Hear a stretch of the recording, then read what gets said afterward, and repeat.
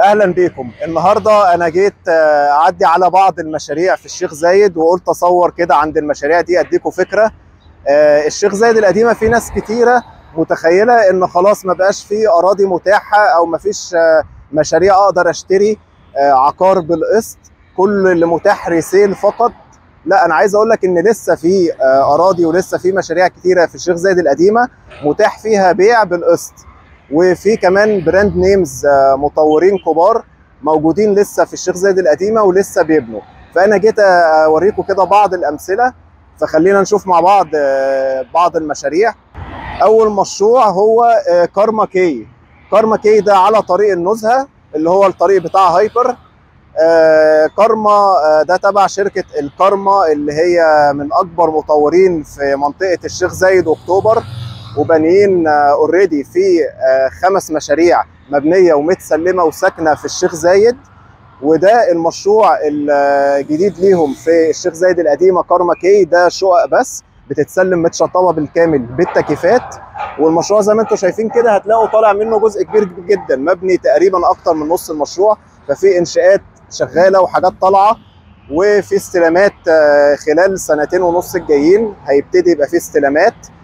المشروع ده بوتيك كومباوند، يعني كومباوند مش كبير، هو كومباوند صغير، فده بيتسلم كله مره واحده.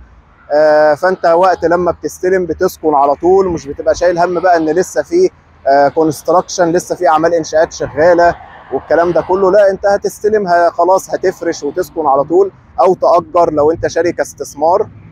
فزي ما قلت الكارما دي من اكبر مطورين الشيخ زايد، وبرضو نازلين بمشاريع في زايد الجديده. احنا عارفين طبعا ان زايد الجديده هي دي الاتجاه الجديد دلوقتي للدوله.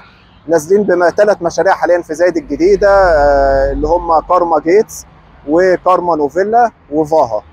ده بالنسبه لكارما كي. كارما كي برضو قصاده على طول مشروع زد تبع شركه اورا. الناحيه الثانيه ده مشروع زد. مشروع زد تبع شركه اورا برضو زي ما احنا شايفين كده، هو معظمه مبني اوريدي. شركه اورا دي من اكبر مطورين في مصر، بانيين كذا مشروع، شغالين في كذا مشروع، من ضمنهم مشروع زد ايست في منطقه شرق القاهره، وهنا في 6 اكتوبر في مشروع بيراميدز هيلز، ومشروع زد ويست اللي احنا عنده ده. وفي زايد الجديده في مشروع سولانا، ومشروع سيلفر سانز اللي في الساحل الشمالي. فزي ما احنا شايفين زد هو خلاص معظمه مبني، وفي حاجات خلاص متسلمه اصلا، وفي ناس ساكنه فعليا في المشروع، ولسه في بيطرح وحدات جديده، ولسه في استلامات عنده سكني، وفي برضه مول اداري وتجاري. ففي اكتر من حاجه متاحه في المشروع ده تقدر تشتريها بالقسط.